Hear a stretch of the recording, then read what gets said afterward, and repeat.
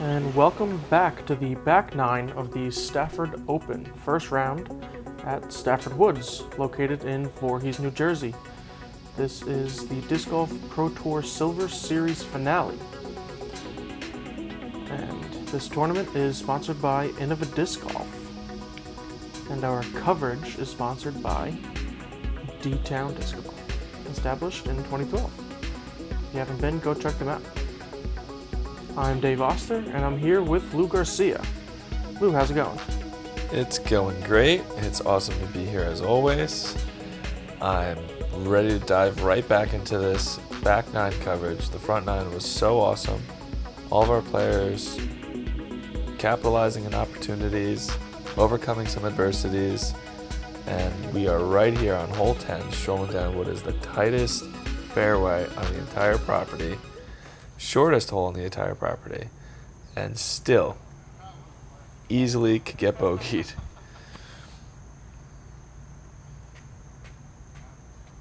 And the wild man Phill is lining up a thumber. A thumber, you say? So depending on how this works out, I'm going to get my bag and I'm going to sit there all day and try this. I'm never throwing backhand here again. Oh, wow. Did you see that? Going between the basket and our catch cam operator. I'll never throw a backhand there again. I'm going to have to try that. That was amazing. What have I been doing my whole life? That just seems like such a narrow fairway to try that, but I guess it works for him. And probably other people if we tried it. Style points goes to Phill.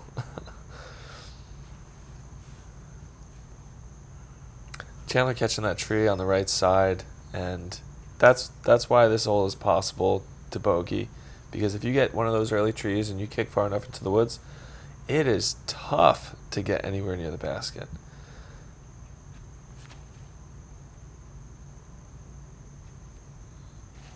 That's great. Yes. That's awesome. Easy, Sean. Yeah. And Don't throw from there. And Luke's shot was only a few feet to the left of Chandler's, but obviously that makes such a huge difference in the woods. For sure. There's not a lot of leeway here. You need your disc to fly straight. I see a lot of players throw sidearm here just so they could be face up, eye up with the fairway. Throwing backhand, you turn that blind eye shoulder to the fairway, and it makes it difficult. Chandler finds a way out. And look, I don't even see Chandler. That's what I mean. There's a great shot, great scramble from Chandler. Sean scrambling on his... he's the right side of the fairway as well over here.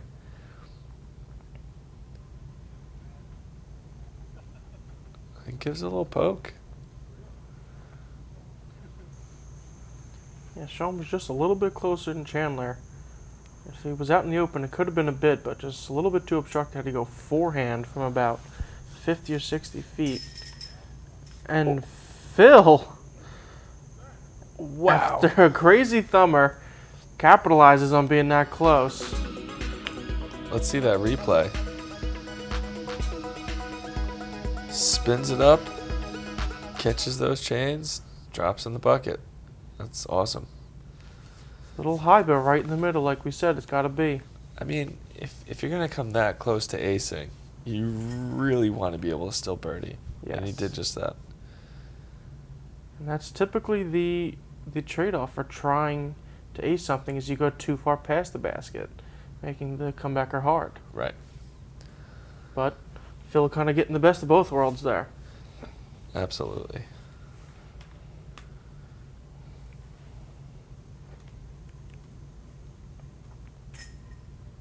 And that tap in par there. I call it tap in because it's only about 20 feet. That's tap in for Chandler. It's a in my Chandler eyes. Fry tap in. Yeah. That's Chandler Fry tap in.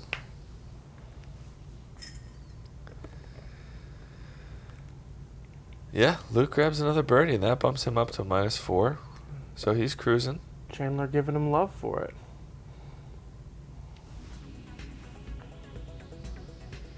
And our drone sponsor for this back nine is Hyzer Flip Disc Golf. They also created these shirts that we were wearing all these rounds, so shout out to them. Thank you for those shirts. Dude produces a great product, that's for sure. Absolutely. So we got hole 11 here. It's a par 5. That's 775 feet through this hole of a hole. You're throwing angles and turns this whole way. There's not much straight here. Your tee shot is pretty straight, but then you got to get left. Your up shot, it's turning right. If you've managed to throw 2 of those great shots, you might find yourself looking at a straight shot at the basket, hopefully a short one, to try to get a quick, easy up and down 4. But I have a feeling that not a lot of 4s happened here. How's this hole rank in terms of difficulty for the weekend? So for today's round, it played the hardest at a half a stroke over par, 5.49. I called it. You did call it. However, we did have quite a few birdies on this hole. What balanced it out was there was quite a few double, triple, and it looks like even 1 or 2 quadruple bogeys. Oh, man. So, definitely the hardest hole in the course, and we'll see how the players on our card are able to tackle it.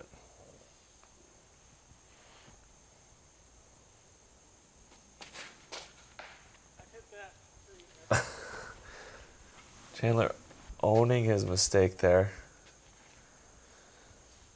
You have to throw a full shot here. There's no real laying up anywhere here.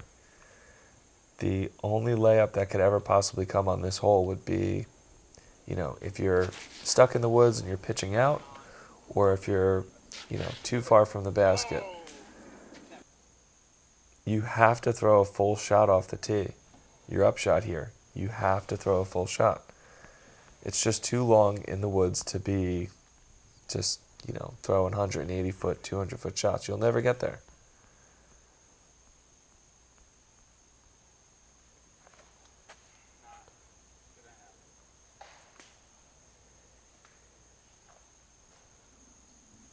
And thus far, we're seeing the difficulty of this hole. I'm not sure if we've seen more than 1 or 2 shots that haven't ended with a tree hit. There's the chip up. And that's all you really could do from over there.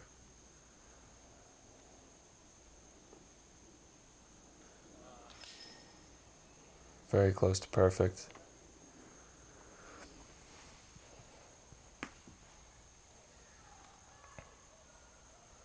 So you could see the hill in the distance there.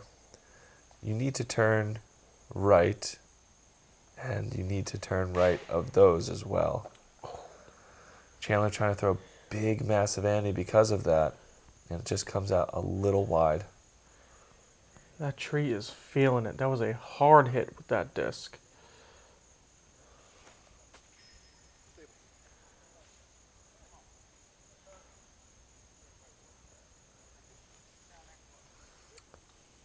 Got some distance on it.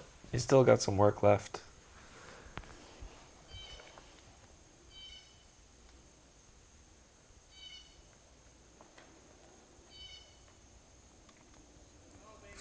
Flirting with the left side. Not sure how that finished.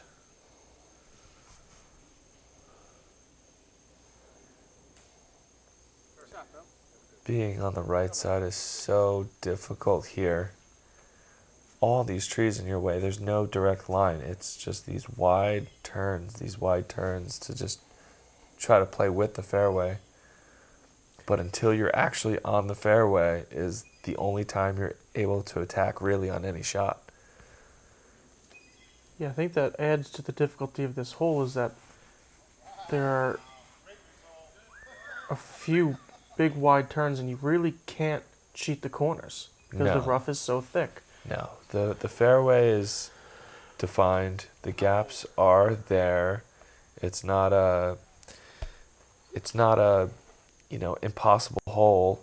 It just demands you to throw really good technical shots. Very good straight left finishing drive off the tee, and then you either need a good forehand or a nice, turning backhand for your second shot that hits a very specific gap.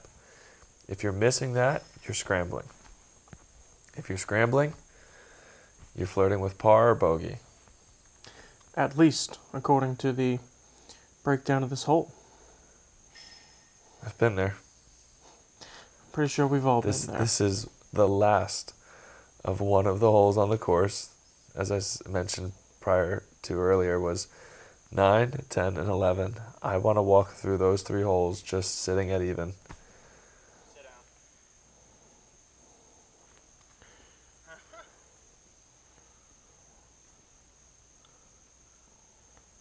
And an interesting fact about this hole is that although it's the only par 5 on the course, Go in, oh my. it is not the longest hole on the course. Oh no, I don't think it's the longest. It's not the longest, but it's the only par 5.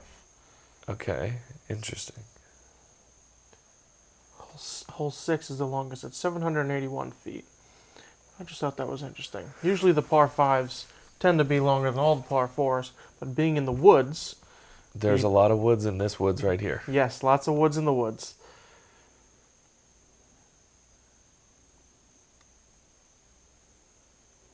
Get up. Come on, dude.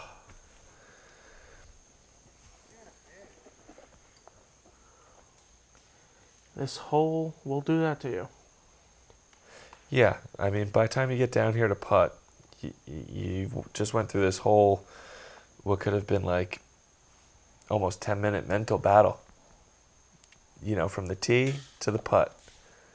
And now here you are in just a moment where you're trying to focus in and make a long one. That's not an easy task. Absolutely not, because as we know, disc golf is a large part mental, not just a physical game.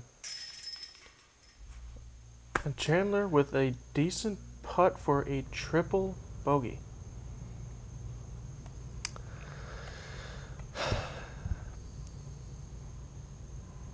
Yep, that's not ideal. No. Not a bad round. I'd even say a pretty good round going until then. That'll bring him back down to -2.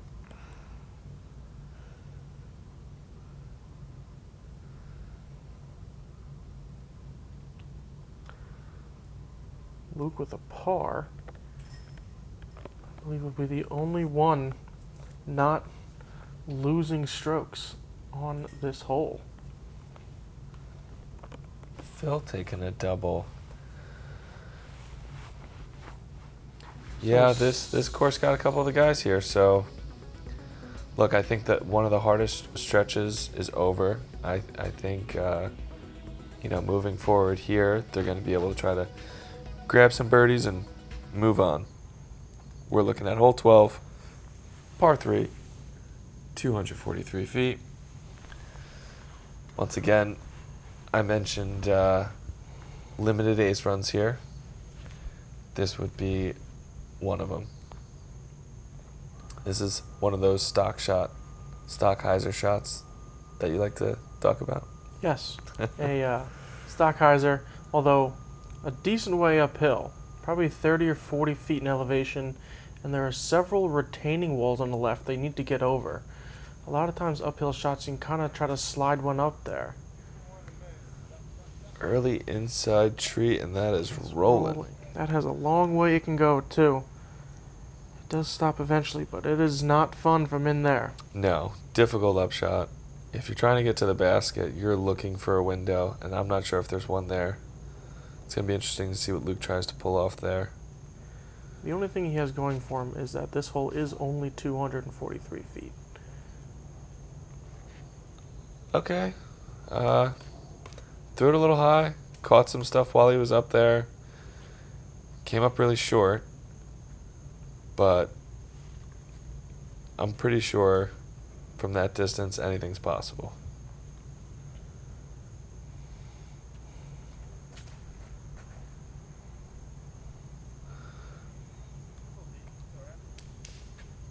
the dude throws lightning bolts. He throws so hard. He sure does. He I mean, generates that's a lot just- of power from a very compact form. Talk about another guy who generates a lot of power. Past the pin, uphill, over the retaining walls. We'll be putting back at this pin. And we see Luke trying to find something. Looks like he might have something high. Hear it crashing. Oh, Wow. and right there.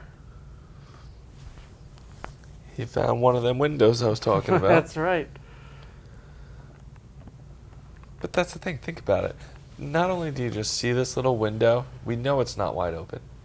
I see this window. I'm going to put the disc there and gives it a shot up towards the green. Almost puts it in. Remarkable.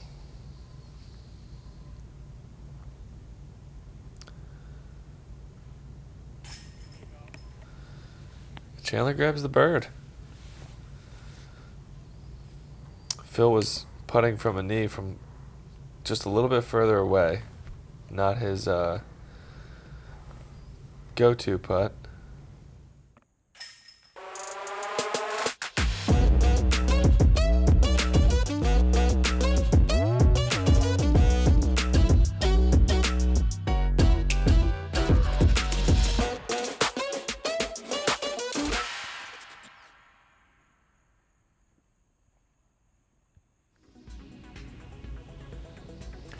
So we'll move on to hole 13, par 3, 204 feet, going back down the hill we just threw up, and pretty much straight, got to hit a gap, and just a slight bend to the right. These holes are like yin and yang. You know, you have hole 12, uphill, hyzer shot for a righty. Now you have hole 13, downhill turnover. Both aceable. So Luke's going with his patented forehand here, as I like to call it.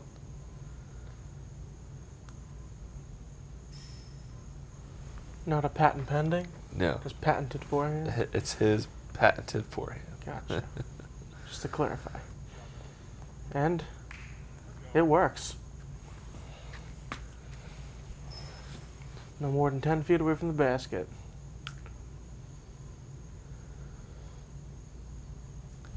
You ever find yourself in a round where you just wish you were a little further than 10 feet from the basket? I know that seems like an odd question. I was going to say no. I would never wish to be further than 10 feet. So I've just had these rounds lately where I'm putting from 50 feet or 10 feet. And I would just love to get like a 15 or a 20 footer, get a rhythm going. I could see where you're coming from there. I don't like 10 feet. As opposed to 50, I'll go outside of 10. But Okay. if it's 10 or 15, I'm choosing Well, 10. I'm not saying if you had to take 10 or 50. I gotcha. get it. I'd take 10 all day. But when you're looking to get a putting rhythm going,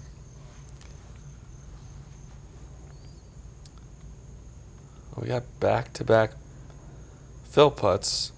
Jump putt just kind of came out a little odd for Phill. Straddle putt, dead center. So good comebacker. That's also a great feeling.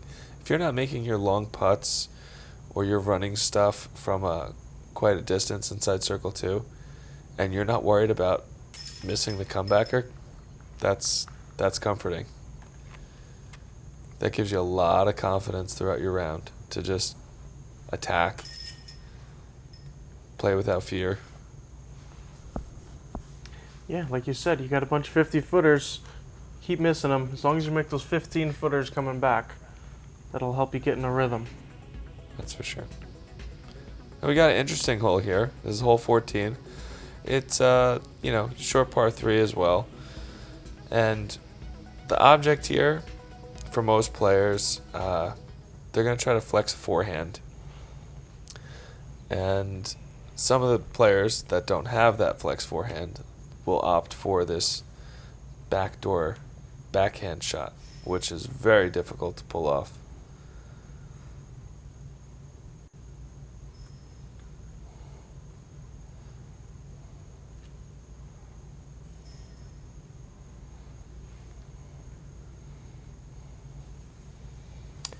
I believe they pushed this pin location back for this tournament as well. It was pretty much another stock hyzer. Well, I think it's been this shape for a little while now. It in the past used to be just this little short hyzer shot, but they've pushed it up back in there, and once again, the South Jersey Disc Golf Club are just thinking about keeping up with, you know, where disc golf is now and today. You know, players are getting better, faster, stronger, more able in terms of shot selection. You can't just leave the short pin locations there. You have to be able to grow with the sport, and they do a great job down there. Yeah, absolutely. They did a great job on this course. I know. Look at it. Looks beautiful. Absolutely. And I believe I must have read that a dozen times through social media and all sorts of posts, how everybody just can't believe how well the woodpeckers do down there. And that's unfortunate. I'm not sure what went wrong there for Chandler. He had like a jump putt, but just put it to the tree. Just a little miscue, I guess. He might have had just a tight gap he was trying to get through. We couldn't really see what he was aiming at. Okay.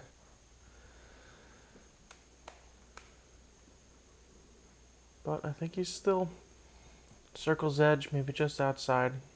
Be able to have a look to save his par.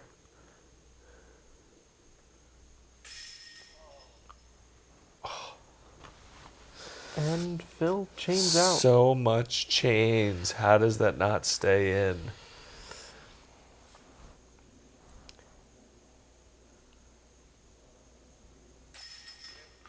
Good comebacker. Or good putt. Does it have to be on the other side of the basket to be a comebacker? I think so. Yeah, that's the definition. What would be the term for just not even getting there? I don't know.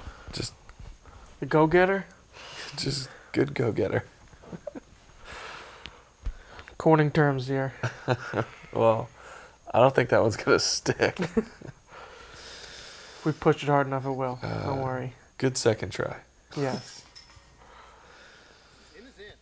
Good hit. Sean's positive attitude. Styling points. Still, he's not phased.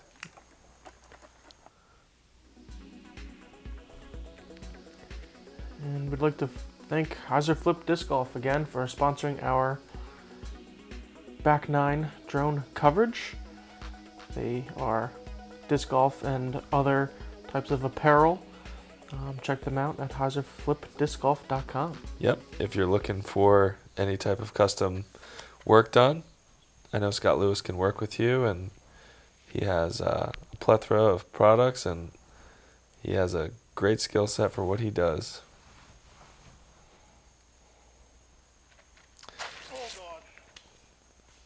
Okay. We've seen this slip from Sean before. Walking on this sand and, you know, the moisture that's still could be kind of sitting on the ground. If you don't have the right shoes on and you just go into it, Chandler too. Gotta stay well balanced here. They're slipping and sliding. Someone put a towel down. There you go. And on cue, again. That boy's smart. Fool me once. Right? That's right. Not letting it happen again.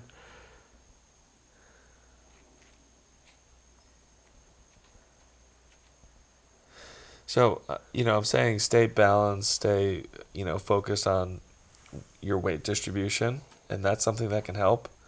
But the one thing that I kind of forgot about is that you got a long way to go, and you got to punch out of this gap. So, ultimately, you have to lean into one. Yeah, this is an interesting hole in that a large portion of it is in the woods, but it's just split. You have maybe 100, 120 feet out into the open, and then, depending on where you go into the woods, maybe another 200 feet to the pin. So it's almost a third of the hole is in the woods, even though if you were just to talk about this hole from outside of the course, you'd say it's one of the open holes. Yeah, it's more of like a window shopping open hole. You know, you're just there to kind of look at it for a second. That's right. Just passing through. Just passing through. That's a blast from Phill. Was that like a signature Phill disc that he just flashed? I believe he did show the camera. Looked like it had his name on it. All my discs have my name on it. That's true. His his was made to have it. We didn't write it with a Sharpie. Sharpie counts. Come on, man. Autograph that stuff. That's right. Come on, Luke. Bomb one in there. Was he listening to me? Oh my God. He went long past the basket. That's ridiculous. Ridiculous to see. Very cool to see that he has that power, but unfortunate for him. He's not going to have a great look from down there. And another challenge to this hole is that with the distance and coming into the woods, it's a steep downhill slope. Right. So you need power to get the distance, but you need to be able to slow it down in time. Or just throw over everything. Throw over everything like Phil's doing.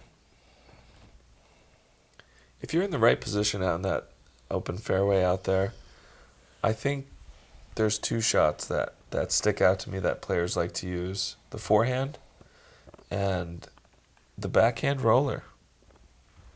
They tend to play well into this hill, shape well for, coming into this little part of the woods here.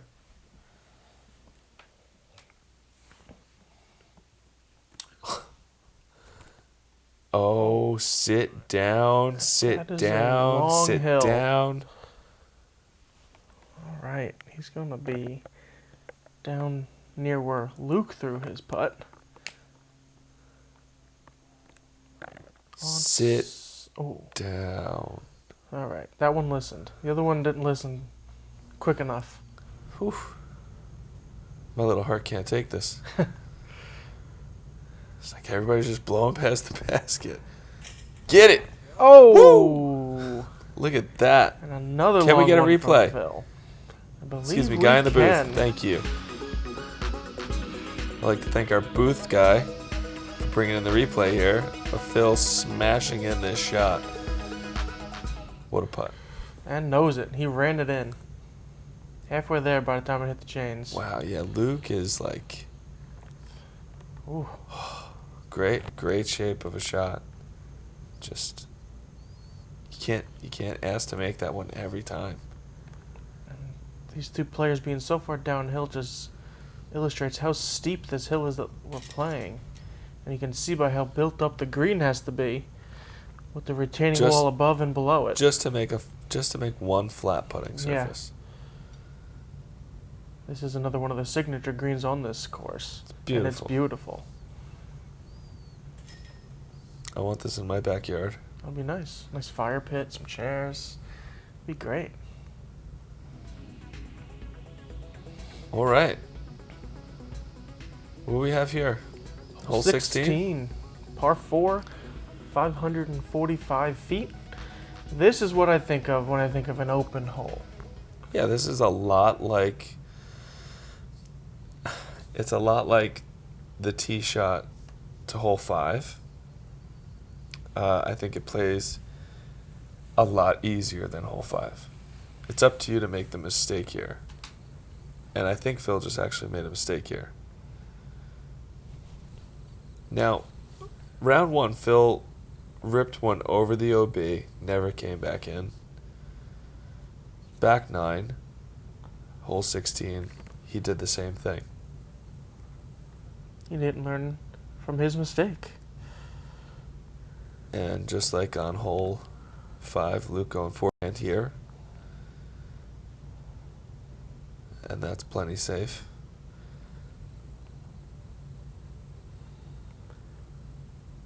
the similarities between hole 5 and hole 16 dramatic. dramatic. But like you said, hole 5 playing much harder than hole 16. Hole 5 is the 4th hardest hole on this course today at .34 strokes. Can I guess this hole? Can I guess this hole? I will let you guess this hole. Oh, wow. I want to guess that this hole is the 3rd easiest. Almost. Okay. And I want to say it's coming in at a 3.6. Off by 1 in both accounts. What? That's pretty good. Pretty good. I'll give it to you. Pretty good. 4th easiest at 3.7. So 0.3 strokes under par. There is a lot of score separation on this hole, seemingly because of the large amount of OB on both sides. Lots of birdies, but then everything up to a quadruple bogey on this hole. Wow. And Luke just never putting that one up in the air. And coming up, I think, a little bit short there. I think he's definitely circle 2. I don't think he's in circle 1 at all.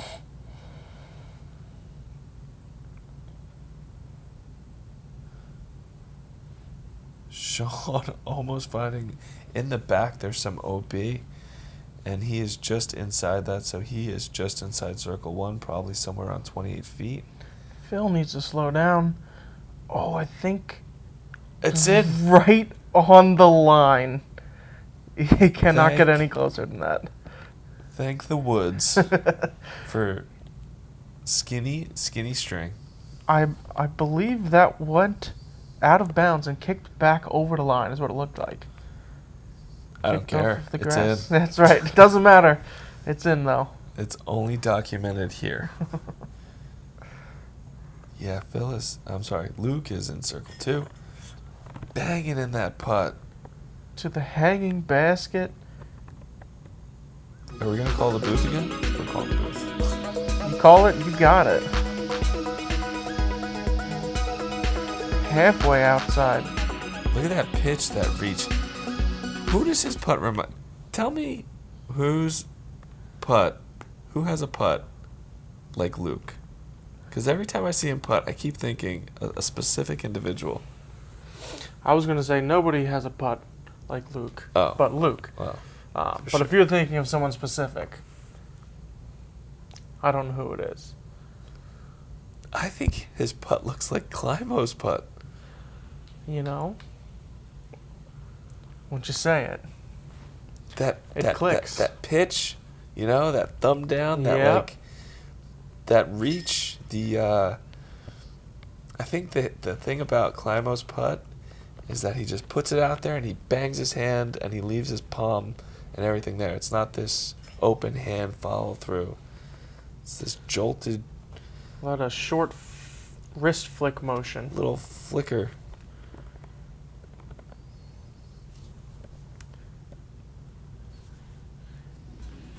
And Phill, even though he stayed in bounds, still with the double bogey. Not what he's looking for. As we move on to hole 17. Another par 4 at 648 feet.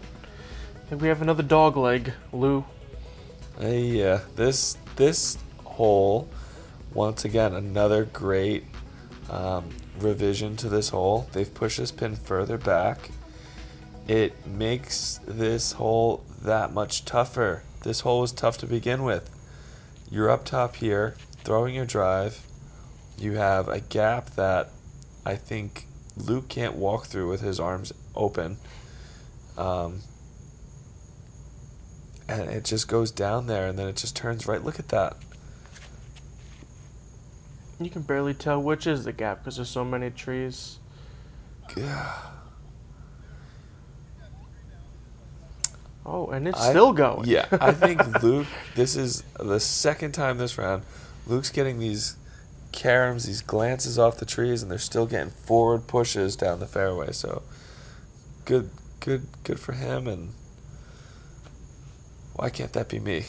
I hit a tree and It doesn't do what I need it to do afterwards. No, usually it's a hard left or hard right. And I think Chandler's a little too flat to stable. I'm not sure if it hit anything, just ended up a little left. Not a bad spot, but not the main fairway that I think these guys are trying to get down.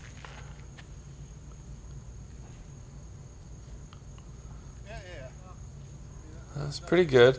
High, and it was stabling out. So once it tapped that little branch, it kind of just fell off to the left. This basket is back there. Even on a great drive, it's a tough upshot. Phill getting a workout in before he throws. I don't know where this energy's coming from. This is a tough course. We're on the 17th hole, and he's full of energy. Almost 90 degrees, humidity. Oh yeah, it was really hot, right? Yeah, very hot. I believe we had a couple tropical storms or hurricanes coming around. Never really affected our rounds with the rain, but the tropical humidity, we could definitely feel it.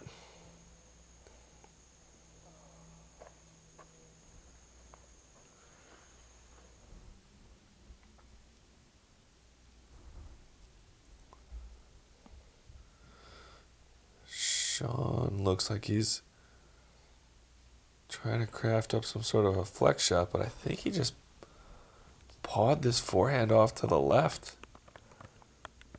Yeah, that was quite an errant shot.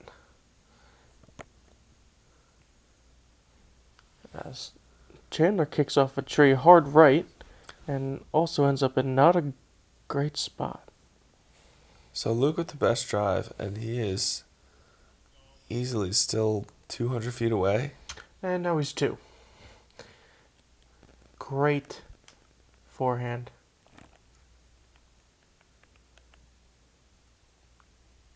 After the tee shot, even on a good drive like Luke had, it doesn't get much easier. No, A little bit wider, but it's all fair golf. At 1,000%. Don't mistake our words. It's fair golf. It's challenging golf. Phill is a character. Chandler having to go over the top and then some. and then some. Over the top again. And now on the green.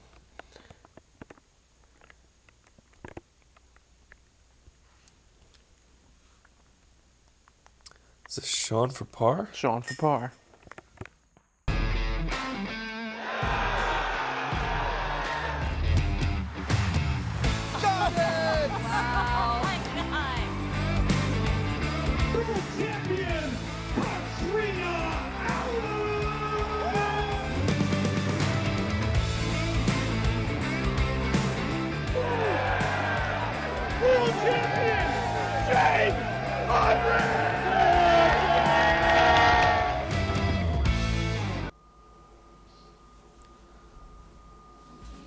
Luke walking away with the birdie there. Moving him to a -7. He's taken a sizable lead on the card here for sure as we walk into hole 18. I'd like to thank our drone footage sponsor, HyzerFlip Disc Golf. Go to HyzerFlip Disc Golf for all your custom apparel needs. And the way the drone was flying, I don't believe is the way these players are going to be throwing. There's actually a higher gap to the left of what seems like the main fairway. It gives a little bit more of a straight line or a flex forehand to get all the way up there, potentially. So the same way we played hole 13 is how they're attempting to play hole 18. 13 is baby brother, 18 is big brother. That's for sure. And Big Brother is always watching. As we see the teeth of this hole it's the same line, but it is nowhere near as easy. No, this is a very demanding shot. Demanding meaning you need the exact angle, the exact disc, the exact speed, height. I mean, everything that goes into a shot needs to be firing at 110% for you to have, a look at a birdie. Yeah, and we see Phill got through there clean, but wrong disc, wasn't stable enough, didn't come back towards the basket. And Chandler kicks back out to the middle of the fairway, so should have a clean line for a second shot. Sean going up and over.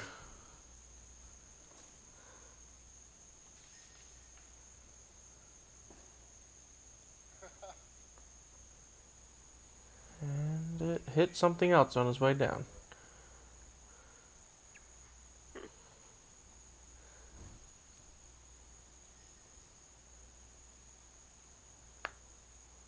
No.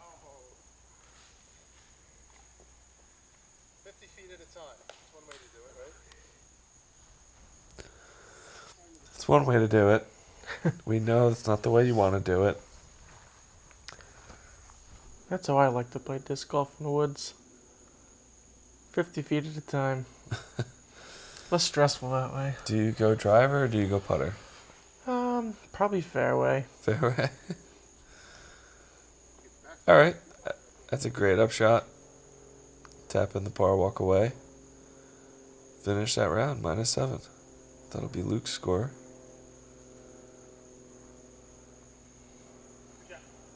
A little touch-up shot. Put Sean within 10.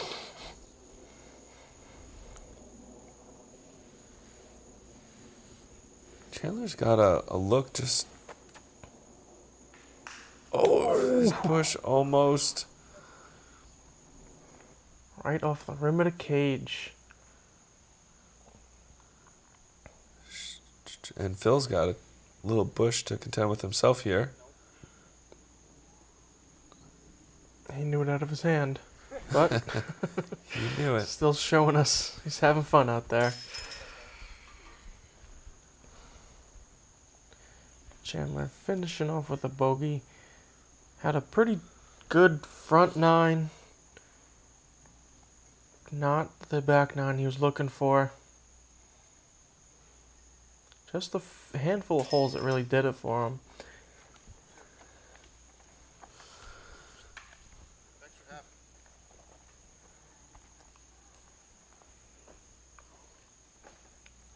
Sean up and down, even, under par, over par, all round. Unfortunate ending with a double bogey. But as we heard all round, he was the spirit of the card, keeping things light. As Luke taps in for his par, I'm trying to recap this round here. Chandler came out firing.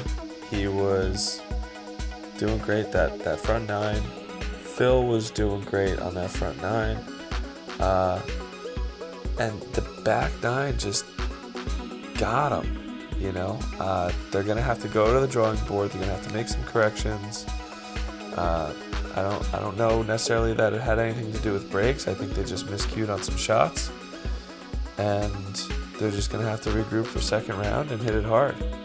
So, you look at this leaderboard. You have Matt Orr -13, Justin Rozak -10, MJ Villa -9. There's a couple of them. Certainly doable. It's doable. There's a lot of golf left, so... Next video's coming up. Like, subscribe. Had a great time. Can't wait to see you all on the next tee. Absolutely. See you for round 2.